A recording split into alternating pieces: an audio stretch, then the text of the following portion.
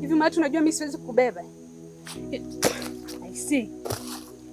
Hivi unajisikiaje watu wanavyopita hapa wanakuona umelewa umelala hapo? Hivi unajua unajizalilisha sana wewe. Hivi kuna siku utajitambua. Hebu nyanyuka.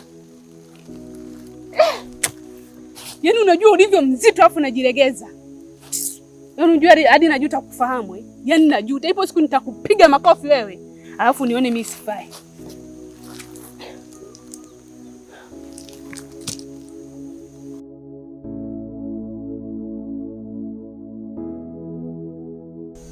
Saizi. Salama. Vipi, kwema? Hapana, sio kwema. Huyu ni rafiki yangu hapa. Jana aliniaga kuna sehemu anaenda.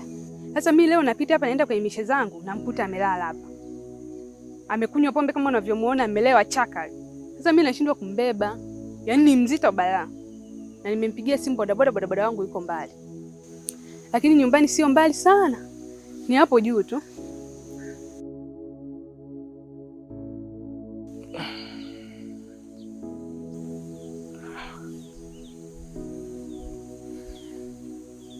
Naonekana amelewa sana.